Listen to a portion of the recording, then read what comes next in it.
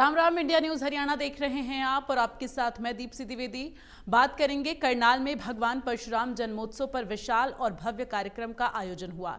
इस महासम्मेलन में हरियाणा के पूर्व मुख्यमंत्री मनोहर लाल, पूर्व केंद्रीय मंत्री पंडित विनोद शर्मा, सांसद कार्तिकेय शर्मा शामिल हुए, जहां भगवान परशुराम जन्मोत्सव में हरियाणा के हर जिले से भारी संख्या में लोग पहुंचे। तो कार्यक्रम में लोगों का भारी जनसैलाब देखने को मिला। कार्यक्रम स्थल पर हर तरफ लोगों का हुजूम ही नजर आया। इस महासम्मेलन को लेकर लोगों के अंदर अलग सा उत्साह नजर आया। लोग कार्यक्रम में आए अतिथियों को सुनने के लिए आतुर दिखाई दिए। कार्यक्रम में पहुंचे लोगों ने इस समारोह के लिए पूर्व केंद्रीय मंत्री पंडित विनोद शर्मा और सांसद कार्तिकेय शर्मा की जमकर तारीफ की है और महासम्मेलन के लिए बधाई भी दी। वहीं कार्यक्रम में भारी संख्या में लोग पहुंचे, जहां सांसद कार्तिकेय शर्मा ने तहे दिल से उनका धन्यवाद किया।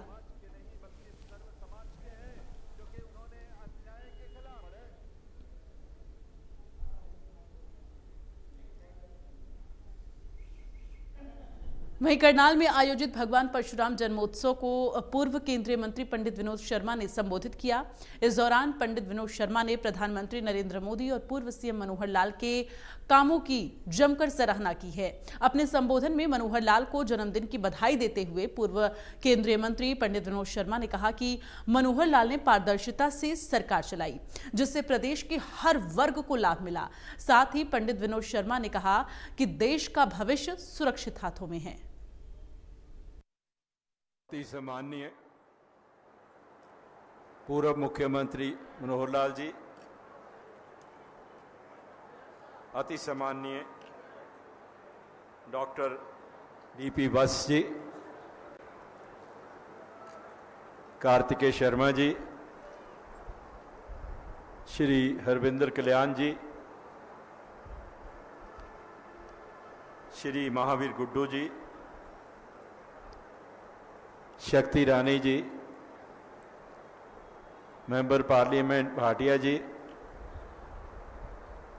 श्री जोगेश्वर दत्त जी,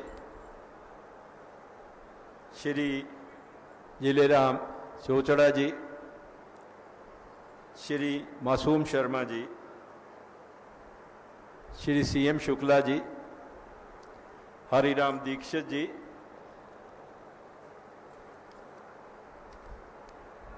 सभी लोग जो मंच पर बैठे हैं उनको सबको मेरा नमन है। अशोक शर्मा जी और जो भी मेरे साथी हैं मंच पर विराजमान हैं, उनमें से कुछ तो मेरे साथी पिछले 45 वर्षों से साथ हैं, कुछ नीचे बैठे मेरे साथी 1980 से लेकर मेरे साथी हैं, और कुछ उनके और मेरे साथी आज जिंदगी इस दुनिया में नहीं रहे, तो उनके बच्चों ने फोन करके कहा कि पिताजी नहीं है, हम आ रहे हैं। मुझे बहुत अच्छा लगा। ऐसा महसूस हुआ कि जैसे परिवार के सदस्य ने आज भगवान परशुराम जी के जन्मोत्सव पर एक परिवार में इकट्ठे होकर इस जन्मोत्सव को मनाने के लिए पूरे समस्त हरियाणा के कोने कोने से लोग यहां पर आए। मैं ये भी समझता हूं कि सुबह 11 बजे से आप लोग यहां पर बैठे हैं और 4 घंटे बीत गए, निरंतर आप बैठे हुए हैं। कुछ लोग पानी पीने जाते हैं तो कुछ लोग उनकी जगह पर बैठ जाते हैं। चारों तरफ, इस तरफ धूप है, उस तरफ धूप है, थोड़ा सा कमी रही है हम में, माफ करना। जितनी छाया यहां थी उतनी छाया मेरे हिसाब से यहां भी होनी चाहिए थी। यहां सीधी धूप पड़ रही है, यहां बैठना बहुत मुश्किल है। फिर भी जो लोग यहां बैठे हैं वो हाथ खड़े करके बैठे हैं, बहुत बहुत धन्यवाद भाई।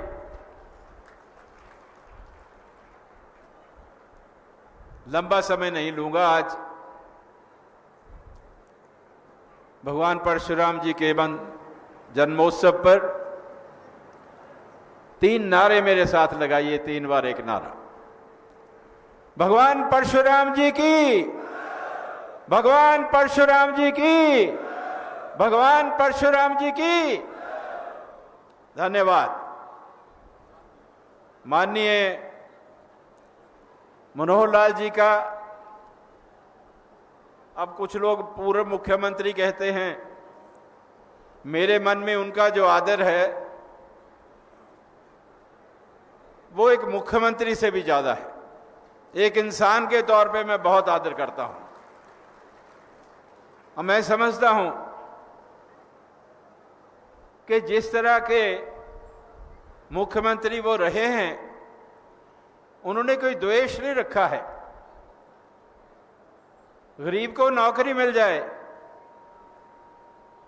पारदर्शिता हो, सम्मानता हो, हर धर्म का अभिनंदन कहो, हर किसी में से एक जैसा व्यवहार, हर समाज के हिस्से को आगे बढ़ने के लिए बराबर का मौका, हर गरीब के बच्चे को उसकी लियाकत और काबिलियत के दम पर नौकरी, प्रदेश की उन्नति, किसी के साथ द्वेष नहीं, किसी के साथ बदले की भावना नहीं। इन शब्दों के साथ मैं एक व्यक्ति की मूर्ति बनाता हूं जिसका भी जन्मदिन आज ही है। मैं उनको भी जन्मदिन की बधाई देता हूं।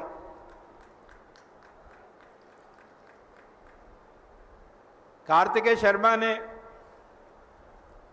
आयोजन किया है। उसके मन में सेवा का भाव है, सेवा भाव से प्रेरित है। भगवान परशुराम जी के बारे में मैं नतमस्तक होकर यही बात कह सकता हूं कि जो शिक्षा उन्होंने हमें दी है, वो शिक्षा समाज के लिए और हर व्यक्ति के लिए है। ये उन्हीं की शिक्षा है कि ना जुल्म करना है, ना जुल्म सहना है। जो जुल्म करता है उसका मुकाबला करना है,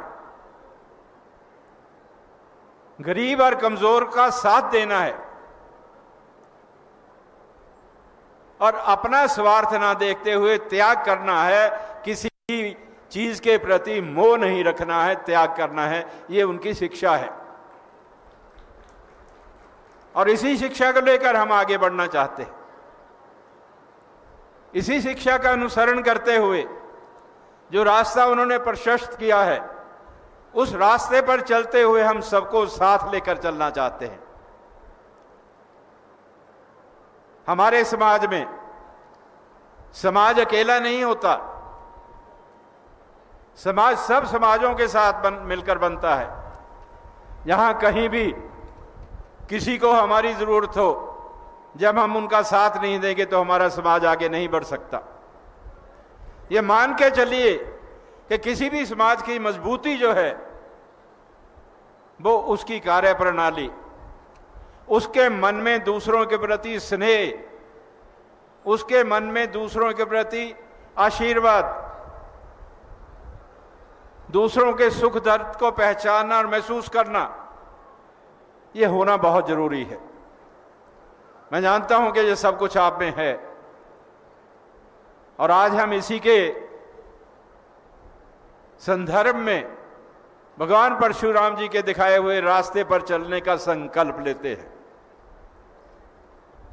जब हम भगवान परशुराम जी की बात करते हैं तो हमें दिखता है कि पूरे देश में आज का वातावरण क्या है। अभी मुझसे पहले वत्स जी बोलकर गए थे, डीपी वत्स जी, तो मुझसे उन्होंने एक प्रश्न पूछा कि क्या मैं ज्यादा लंबा और राजनीतिक भाषण दे गया। तो मैंने वत्स जी से यही कहा था कि जनरल साहब, राजनीति जो है सामाजिक कार्य से कभी अलग नहीं हो सकती।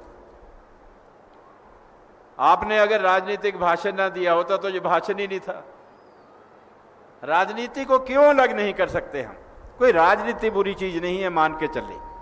कोई मन में शंका मत रखिए। राजनीतिक करने वाले कुछ लोग शायद अच्छे ना हो। अगर राजनीति आपकी दी हुई ताकत को आपके लिए ही इस्तेमाल करने के लिए की जाती है तो वो राजनीति अच्छी राजनीति। अगर कोई अपने स्वार्थ के लिए उसका इस्तेमाल करता है तो वो राजनीति का फायदा उठा रहा है, वहां राजनीति बदनाम होती है। और राजनीति के मायने क्या है? राजनीति एक जरिया है सत्ता प्राप्त करने का, और भाई सत्ता के बिना बड़ा मुश्किल है, काम नहीं हो सकते। कार्तिक जी गिना रहे थे यहां पर कि 13 काम उन्होंने माननीय मनोहर लाल जी को कहे, तो 10 काम उन्होंने उसी वक्त कर दिए जब ब्राह्मण महासंघ हुआ था पिछले वर्ष। तो भाई सत्ता अगर पास हो और उसका सदुपयोग किया जाए, लोगों के लिए किया जाए, लोगों के भले के लिए किया जाए, आपके बच्चों की नौकरियों के लिए किया जाए, तो वो सत्ता तो अच्छी बात है। लेकिन अगर उसका दुरुपयोग हो, समाज को बांटने की कोशिश की जाए, समाज को नीचा दिखाने की कोशिश की जाए, तो भाई वो तो फिर राजनीति है जो अच्छी राजनीति नहीं है। आज देश की स्थिति पिछले 10 वर्षों में माननीय प्रधानमंत्री मोदी जी के नेतृत्व में जितनी प्रगति हुई है उतनी पिछले 50 वर्षों में नहीं हुई। मुझे याद है पिछले 10 वर्ष पहले आप लोग बहुत वहां पर आए हुए थे। आपको याद होगा कुरुक्षेत्र में बहुत बड़ा हमने एक मार्च के महीने में फंक्शन किया था 2014 में। मैंने तब भी यही कहा था कि देश का भविष्य जो है मोदी जी के हाथों में सुरक्षित है। आज भी यही कह रहा हूं। आपको याद है ना, मार्च में जब हम कुरुक्षेत्र में फंक्शन किया था, 10 साल पुरानी बात है। लेकिन आज भी आप लोग यहां पर आए हैं तो आज एक बात का मुझे गर्व है, क्योंकि हमारे ही समय में देखा गया है कि कश्मीर की हम बोल देते हैं 370 की धारा को हटा दिया। अरे उसके हटने से आज जो कश्मीर में शांति है, तो एक उम्मीद जागी है। वहां के हजारों पंडित जो वहां से निकाल दिए गए थे, उनके मन में एक उम्मीद जागी है कि हमारा देश है, हम जा सकते हैं।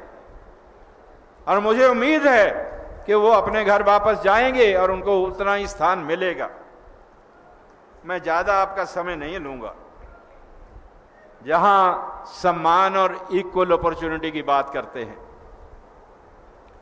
हम इस बात को मानते हैं कि संविधान की रचना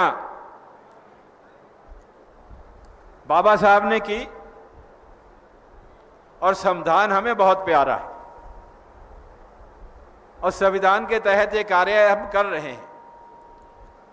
माननीय पूर्व मुख्यमंत्री जी नहीं, माननीय मनोहर लाल जी, आज आपको जो लोग बैठे हैं आपके जन्मदिन पर आशीर्वाद दे रहे हैं, उसके पीछे भी बहुत बड़े कारण हैं। ये देखिए,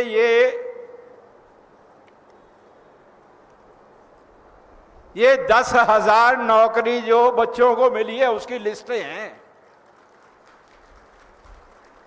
ये आर्थिक आधार पर कमजोर बच्चों की लिस्टें हैं, जिसको चाहिए मुझसे ले लेगा। ये टाइप्ड है, उनके नंबर, उनके एड्रेस हैं। जिन 10,000 बच्चों को नौकरियां मिली हैं, तो उनकी जिंदगी को संवारने के लिए, एक नई रवायत पैदा करने के लिए, एक नई आशा चमकाने के लिए आप आज को आशीर्वाद दे रहे हैं। ऐसे ही होना चाहिए।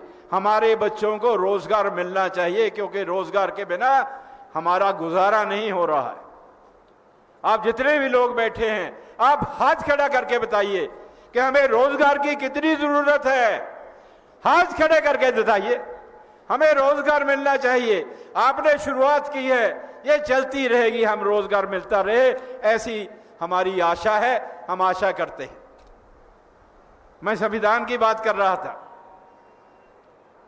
संविधान में सबको एक जैसा हक दिया है, एक जैसा मौका, जिसको हम लेवल प्लेइंग फील्ड कहते हैं। अभी पीछे कुछ दिनों की बात है, सभी जो संविधान के तहत जो पद हैं, मंत्री है, मुख्यमंत्री है, प्रधानमंत्री है, एमएलए है, मेंबर पार्लियामेंट है, जब बचपन में हम सोशल साइंस पढ़ा करते थे, उसमें भी छोटा चैप्टर आता था, उसमें भी बताया जाता था। तो निर्धारित है। बाला साहब ने कहीं भी संविधान में नहीं लिखा है कि ये पद किसी खास व्यक्ति के लिए या खास समाज के अंग के लिए दिया जाएगा। ऐसा कुछ नहीं है। इस देश का नागरिक, चाहे वो गरीब है, चाहे अमीर है, चाहे वो किसान है, मजदूर है, व्यापारी है, वो किसी भी समाज के से संबंध रखता है, उसको हक बनता है कि देश की किसी भी पोजीशन पे पहुंच सकता है, बड़ी से बड़ी पोजीशन पे पहुंच सकता है। आज देश के राष्ट्रपति, आज देश के प्रधानमंत्री, हरियाणा के मुख्यमंत्री अलग अलग समाज के हिस्सों से आए हैं। लेकिन दुख होता है जब कोई पार्टी निर्धारित कर देती है कि इस समाज के व्यक्ति को डिप्टी चीफ मिनिस्टर बनाएंगे, इस समाज के व्यक्ति को भी डिप्टी चीफ मिनिस्टर बनाएंगे, इस समाज के व्यक्ति को भी डिप्टी चीफ मिनिस्टर बनाएंगे, और चीफ मिनिस्टर किसको बनाएंगे वो भी निर्धारित कर देते हैं। तो बड़ा दुख होता है इस बात का। ये उनके बस की बात नहीं है, संविधान को तोड़ने की बात है। बर्दाश्त नहीं है, नहीं करेंगे बर्दाश्त इस बात को। किसी को अपना हक नहीं लेने देंगे। ये किसी के अपनी मर्जी की बात नहीं है किसी पार्टी की। कांग्रेस पार्टी कह देती है कि हमारे 4 उप मुख्यमंत्री होंगे, उन चारों में एक ब्राह्मण होगा, एक दलित होगा, एक बैकवर्ड होगा। कहां का इंसाफ है जी? कहां का संविधान है जी? ये हमारे देश की जनता को मंजूर नहीं है, हम इसको खारिज करते हैं। बोलिए, क्या ख्याल है आपका? क्या आप खारिज करते हैं? हम नहीं मानते इस बात को। धन्यवाद। जय भगवान। करनाल में भगवान परशुराम जन्मोत्सव में कलाकारों ने भगवान परशुराम के भजनों को सुनकर लोकगीतों के माध्यम से हरियाणा की संस्कृति और विकास गाथा का व्याख्यान किया। कलाकारों ने कैसे प्रस्तुतियां दी और कैसे लोगों को मंत्रमुग्ध किया, रिपोर्ट देखिए। जागो जागो ब्राह्मणों, अरे जागो जागो ब्राह्मणों। करनाल में भगवान परशुराम जयंती के मौके पर पुरानी सब्जी मंडी में भव्य राज्य स्तरीय समारोह आयोजित किया गया, जिसमें पूरे प्रदेश से 36 बिरादरी के लोग शामिल हुए। शंखनाद के साथ भगवान परशुराम जयंती कार्यक्रम की शुरुआत की गई।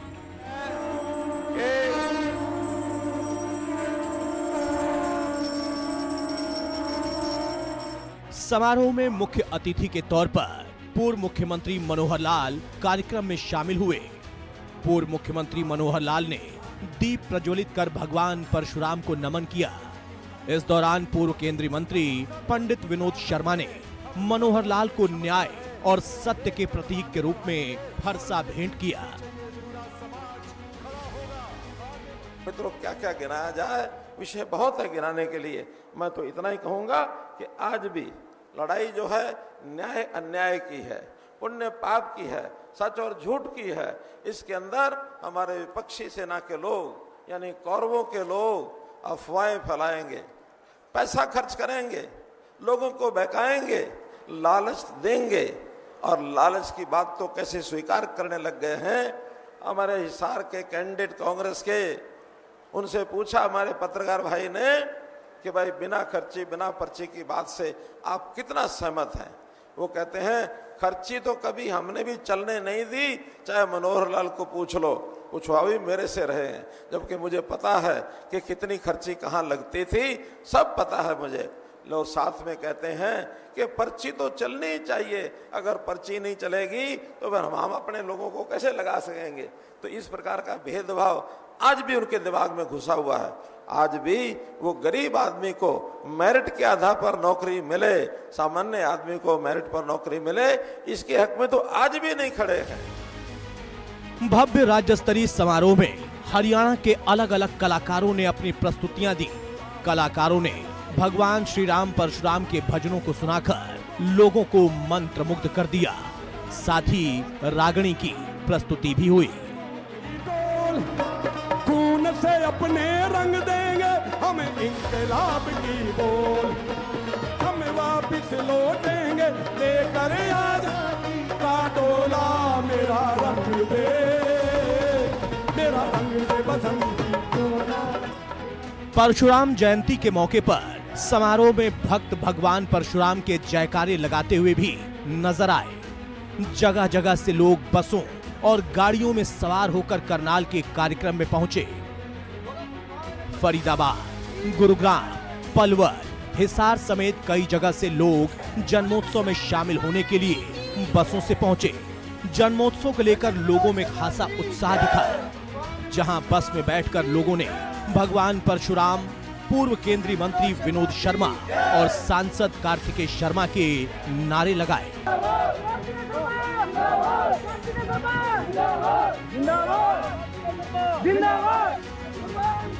कलाकारों ने समारोह में समा बांध कर रखा और उपस्थित जनों को भगवान श्री परशुराम के व्यक्तित्व और उनके जीवन से परिचित करवाया। इतना ही नहीं, कलाकारों ने हरियाणा के लोक गीतों के माध्यम से हरियाणा की संस्कृति और विकास गाथा का भी व्याख्यान किया। रोटी हो गए पर पल्ला था किसे का समारोह में अलग अलग रंग देखने को मिले, जहां हरियाणा लोक गीतों के माध्यम से लोगों का मनोरंजन किया गया। कार्यक्रम में पद्मश्री महावीर गुड्डू ने भी समारोह में अपनी प्रस्तुतियां दी। महावीर गुड्डू की प्रस्तुतियों के साथ कलाकारों के नृत्य ने पूरा वातावरण मनमोहक बना दिया। नृत्य की प्रस्तुति पर लोग झूम उठे। रोटी हो गए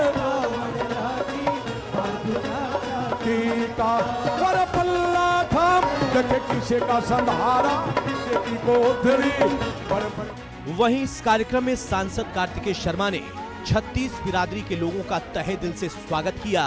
साथ ही पूर्व केंद्रीय मंत्री विनोद शर्मा का भी कार्यक्रम में पहुंचने पर स्वागत किया गया।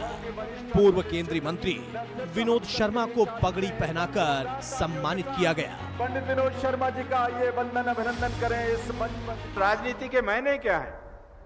राजनीति एक जरिया है सत्ता प्राप्त करने का, और भाई सत्ता के बिना बड़ा मुश्किल है, काम नहीं हो सकते। कार्तिक जी गिना रहे थे यहां पर कि 13 काम उन्होंने माननीय मनोहर लाल जी को कहे, तो 10 काम उन्होंने उसी वक्त कर दिए जब ब्राह्मण महासंघ हुआ था पिछले वर्ष। तो भाई सत्ता अगर पास हो और उसका सदुपयोग किया जाए, लोगों के लिए किया जाए, लोगों के भले के लिए किया जाए, आपके बच्चों की नौकरियों के लिए किया जाए, तो वो सत्ता तो अच्छी बात है। लेकिन अगर उसका दुरुपयोग हो, समाज को बांटने की कोशिश की जाए, समाज को नीचा दिखाने की कोशिश की जाए, तो भाई वो तो फिर राजनीति है। इसके साथ ही पूर्व केंद्रीय मंत्री विनोद शर्मा लोगों के बीच पहुंचे, उनसे बातचीत की। साथ ही पूर्व सीएम मनोहर लाल ने भी जब कार्यक्रम में शिरकत किया तो पूर्व केंद्रीय मंत्री ने उनका स्वागत किया। लगभग 1.5 साल पहले जब परशुराम महाकुंभ का आयोजन हो रहा था, तो मुझे कुछ लोगों ने बोला समाज के आकर कि कुछ समाज के लोगों में नाराजगी है। मैं लोगों के बीच में गया मैंने उनसे बात की, उनकी भावना समझने की कोशिश की, मैंने समझा कि बात समझने की कोशिश की कि क्या बात है। तो मुझे पता चला कि जो बात वो कह रहे हैं वो तो सही पटल पे, सही जगह पे किसी ने रखने का काम ही नहीं किया। तो मैंने भगवान परशुराम जी के महाकुंभ के माध्यम से वो सही पटल पर माननीय मुख्यमंत्री जी के सामने ये बात रखी, अपनी 13 डिमांडें रखी, और मुझे बहुत खुशी है कहने में कि माननीय मुख्यमंत्री जी ने वहीं से, स्टेट से ही वो 10 मांगे मांगने का काम किया। मैं बात करना चाहता हूं मनोहर लाल जी की, क्योंकि उन्होंने एक साफ अच्छी छवि की ईमानदार सरकार चलाने का काम किया है, जिसने ये पर्ची और खर्ची का सिस्टम खत्म करने का काम किया है। उन्होंने एक पारदर्शी सरकार चलाने का काम किया है। उन्होंने जो अमूल चूल परिवर्तन लाने का काम किया है, चाहे वो डायरेक्ट बेनिफिट ट्रांसफर की बात हो, जहां पर बिचौलियों को खत्म करके सीधे लोगों के अकाउंट में पैसे डालने का काम किया है। और सिर्फ यही नहीं, केंद्र सरकार ने भी कई नीतियां हरियाणा सरकार से लेने का काम किया है। इस कार्यक्रम के सफल आयोजन के लिए 36 बिरादरी के लोगों ने पूर्व केंद्रीय मंत्री विनोद शर्मा और सांसद कार्तिकेय शर्मा का तहे दिल से शुक्रिया कहा।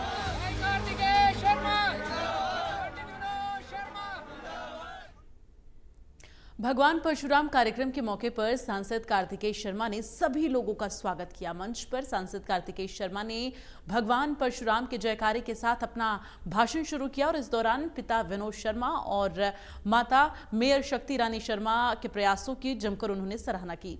भगवान परशुराम जन्मोत्सव में पहुंचने के लिए सांसद कार्तिकेय शर्मा ने पूर्व सीएम मनोहर लाल समेत तमाम दिग्गजों का आभार जताया। साथ ही सांसद कार्तिकेय शर्मा ने कहा कि भगवान परशुराम किसी एक बिरादरी के नहीं बल्कि 36 बिरादरी के हैं।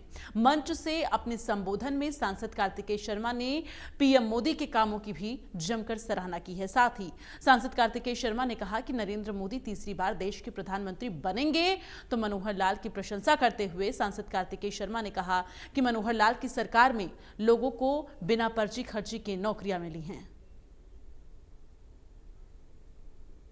सबसे पहले बोलिए भगवान परशुराम जी की, भगवान परशुराम जी की, भगवान परशुराम जी की। मैं हरियाणा के विकास पुरुष और पूर्व मुख्यमंत्री श्री मनोहर लाल जी का करण की धरती करनाल पर आयोजित इस भव्य कार्यक्रम में तहे दिल से बहुत बहुत स्वागत करता हूं। और साथ में बैठे मेरे प्रेरणा स्रोत्र मेरे पिताजी श्री विनोद शर्मा जी, उनका भी मैं बहुत बहुत स्वागत करता हूं, जिन्होंने हर मोड़ पर आपकी लड़ाई लड़ने का काम किया है, आपके लिए लड़ने का काम किया है।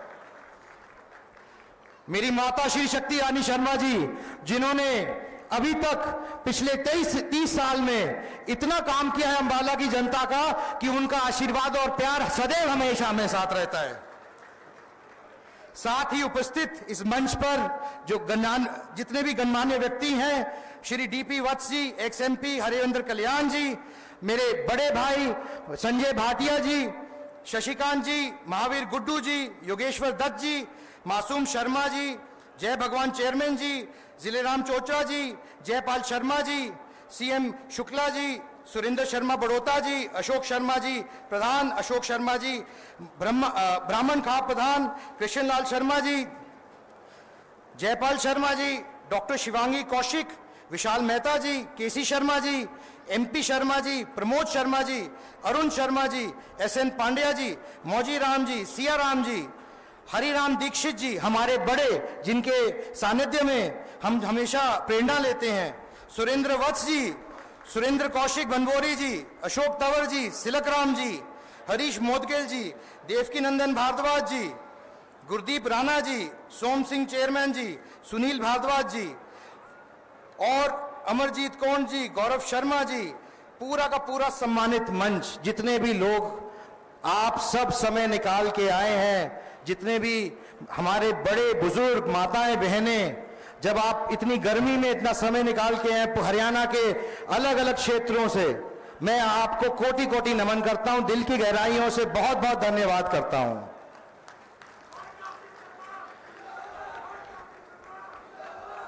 मैं बात करना चाहता हूं भगवान परशुराम जी की। भगवान परशुराम जी 36 बिरादरी के भगवान हैं।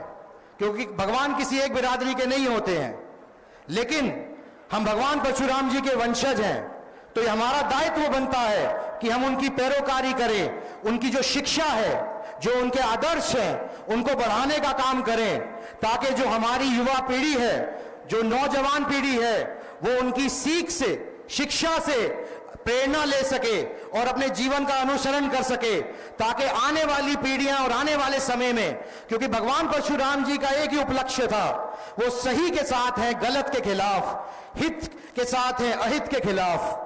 तो मैं आपसे, अपने युवा भाइयों से, बड़े बुजुर्गों से, सबसे निवेदन करना चाहता हूं कि हमारा दायित्व बनता है कि हम उनका प्रचार प्रसार करें, उनकी पैरोकारी करें और उनका संदेश हर एक व्यक्ति तक पहुंचाने का काम करें।